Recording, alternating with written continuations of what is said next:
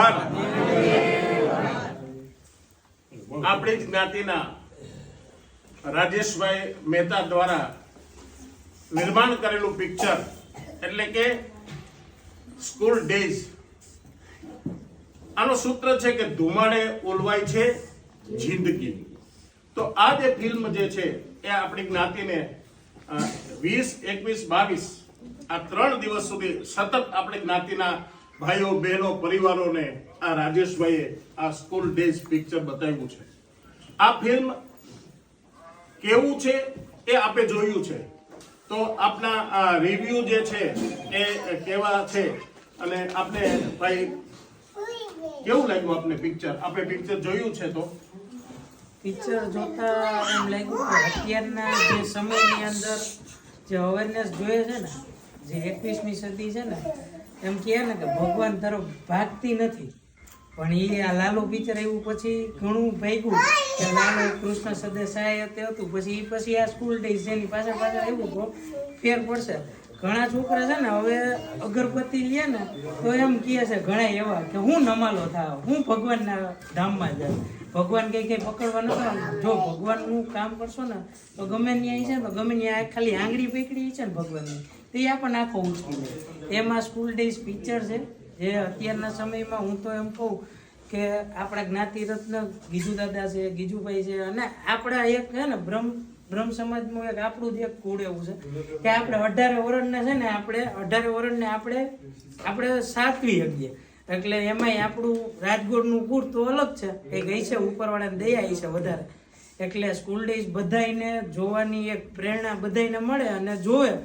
દૂષણ જે છે આ દૂષણ કેવું છે ભાઈ શ્રી આપણે પિક્ચર જોયું, હાજી કેવું લાગ્યું અને શું સંદેશો જોવા મળ્યો? સંદેશો ટૂંકા શબ્દમાં કહું તો એક જ વાત, નબળા માણસનો સંગ કરો। નબળા વ્યક્તિ આરે વિદ્યાર્થી અવસ્થામાં તો તમારી બરબાદીનું આ ચિહ્ન તમે નજરે પિક્ચરમાં જોયું।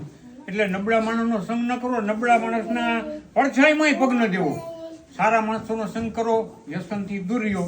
અને ધન્યવાદ છે આ રાજેશભાઈને જે મૂર્તો ગઢાડીને ને કદાચ મારું મને બોલ એને જે કંઈ આ નિર્માણ કર્યું છે સમાજ માટે, તમામ સમાજ માટે કરેલું છે।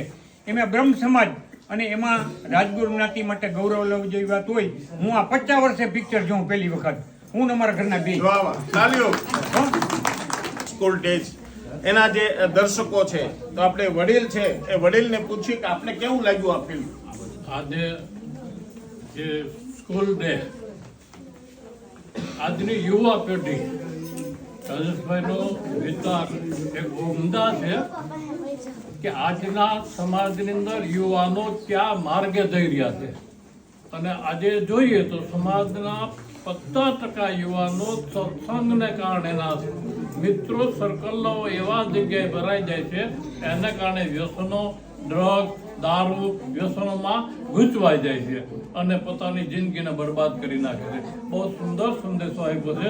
આજનું શિક્ષણ અને શિક્ષકને પણ એમાં સામેલ કર્યા છે અને પોલીસ ખાતાની પણ થોડીક ફરજ બતાવી, એક ઉમદા અધિકારીની પણ એક ફરજ બતાવી, પણ એને છતાં છેલ્લે કીધું કે કેટલાક આવા કાર્યો થાય છે તો એમાં પોલીસે પણ થોડેક અંશે જવાબદાર છે। જે સ્કૂલ ડેઝ પિક્ચર જોયું એમાં આપણે જે અત્યારે જે ખતરનાક ડ્રગ એડિક્ટ્સવાળા યુવાનો થઈ રહ્યા છે એના માટે ખાસ કરીને સ્કૂલના બાળકોને જાગૃત કરવાની અને એનાથી વિશેષ જે માતા પિતા છે એને પણ વિશેષ જાગૃત રહીને આવા બાળકો ઉપર ખાસ વોચ રાખે એવો ખૂબ ઉદાર સંદેશ આજે આપને પ્રાપ્ત થયો છે।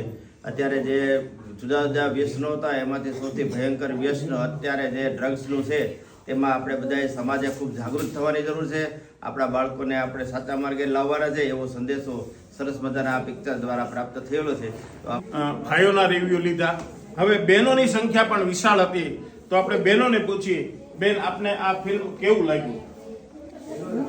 એક વસ્તુ કહીશ કે આ સ્કૂલ ડે ખરેખર અત્યારના જીવન માટે ને અત્યારના બાળકો માટે ખૂબ ઉપયોગી ફિલ્મ બનાવ્યું છે। અને જે ફિલ્મમાં કહેવાનું છે કે બહેનોને માતા પિતાએ કેટલું ધ્યાન આપવું પડે છે। એને એમ કીધું કે માએ અને પિતાએ એક વસ્તુ જ્યારે કાંઈ ખરાબ ઓલું હોય ત્યારે એને ધ્યાન આપો અને ત્યારે એને શિક્ષકો દ્વારા એના મિત્રો દ્વારા એના મિત્રો પણ આવી રીતના સપોર્ટ કરવો જોઈએ. અને આ અત્યારે જે સ્કૂલ ડે બનાવ્યું છે અને રાજેશભાઈએ ખૂબ સરસ રીતે આનું અવલોકન કર્યું છે. આપણે બહેનો એમની પાસેથી પણ રિવ્યુ લેવાના છે. તો બેનશ્રી, આપને આ આપણે ફિલ્મ જોયું રાજેશભાઈનું, તો આમાંથી આ સમાજે શું બોધ લેવો જોઈએ અને આપણી શું ફરજ બને છે એ જ રાખ્યો. પહેલા તો રાજેશભાઈ મહેતા અને જયેશભાઈ ત્રિવેદીને ધન્યવાદ આપું કે એણે અત્યારના સમયની જે સમસ્યા છે એ ઉજાગર કરતું પિક્ચર બનાવ્યું છે. અને ટીનેજ બાળકોને જે સમસ્યા થાય છે અને જે સંગતથી લોકો વ્યસનમાં ફસાય છે, વ્યસન કે કોઈ પણ ટેવમાં ફસાય છે. આપણી સાથે નાના નાના બાળકો પણ છે અને એ બાળકોએ આ ફિલ્મ નિહાળ્યું છે. બહુ નાની ઉંમરના છે, હજુ તો એ આગળ વધવાના છે શિક્ષણ લેવલમાં. બેટા, તને આ ફિલ્મ કેવું લાગ્યું અને તને શું સંદેશો મળ્યો આમાંથી? મને આ ફિલ્મમાં એવું લાગ્યું કે આપણે માતા પિતાને આપણા ફ્રેન્ડ્સ બનાવવા જોઈએ ને આપણે ડ્રગ્સ કે એવું કંઈનું વ્યસન ન કરવું જોઈએ. બધાએ મોબાઈલ છોડી દેવો જોઈએ અને બધાએ ભણવામાં ધ્યાન આપવું જોઈએ અને આ પિક્ચર બધાએ જરૂર જોવું. આ ફિલ્મ વડીલોએ નિહાળી, માતા પિતાએ નિહાળી અને બાળકોએ પણ નિહાળી. તો બાળકો આ ફિલ્મમાંથી શું શીખ લીધી છે એ આ બેટા દીકરી પાસેથી જાણીએ. બેટા, તે આ ફિલ્મમાંથી શું તને સમજવા મળ્યું? કે આપણે ડ્રગ્સને રવાડે ચડાય નહીં અને સ્કૂલે જવાય ને ફોન ન જોવાય. હા, ફોનનો ઉપયોગ મિત્રો મર્યાદામાં કરો. ફોન જરૂરી પણ છે અને એ જે ફોનનો દુરુપયોગ જે થાય છે એ પણ આ ફિલ્મની અંદર દર્શાવવામાં આવ્યું છે. તો એના ઉપર પણ ખાસ ધ્યાન આપો. આ ફિલ્મની અંદર યુવાનો અને વૃદ્ધો પણ આવ્યા છે. તો આવા એક વૃદ્ધ માજી જે છે, આપણે એમને પૂછીએ કે આપણે ક્યારે પિક્ચર જોયું હતું અને કેવું લાગ્યું આ ફિલ્મ? મેં આ મારી જિંદગીમાં 50 વર્ષ પછી આ પિક્ચર જોવા આવી છું. પહેલી વહેલી છે. પિક્ચર મેં જોયા જ નથી 50 વર્ષ પહેલાં. આ પહેલું પિક્ચર જોવા આવી છું. અને આ પિક્ચરની અંદર બાળકોને આપણા અંધારામાં રાખી અને ખોટે રવાડે ખોટા બોલતા હોય એને અટકાવવાના. હું આ જગ્યાએ ગયો તો આ ગયો તો મેં આ રીતની ચોરી કરી, દવાખાનામાં દીધા, એવા કોઈ શબ્દ સાંભળવાનું ને આપણા દીકરાને આપણે જાણતા જોઈએ કે કેવો છે આપણો દીકરો, તો આપણે એને રોકવો જોઈએ અને ક્યાં જાય છે આપણે પાછળ જોવું જોઈએ. તો મિત્રો, જોયું ને કે 50 વર્ષે એ ટોકીજનું પગથિયું ચડ્યા છે અને છતાં પણ એક સુંદર મજાનો મેસેજ આપે છે. રાજેશભાઈ નિર્મિત આ સ્કૂલ ડેઝ પિક્ચર જોયા પછી એમ થયું કે ખરેખર બચપણની જિંદગીમાં જો કોઈ પણ સારી સંગત થાય તો વિદ્યાર્થીઓ બહુ સારી દિશામાં જઈ શકે, અને ખરાબ સંગતે જડી જાય તો આવા ડ્રગના રવાડે જડી શકે. તો એમાંથી છોડાવવા માટેનો જે આ સરસ પ્રયત્ન બતાવ્યો એમાં પોલીસ ખાતાએ બધાએ સરસ સપોર્ટ કર્યો.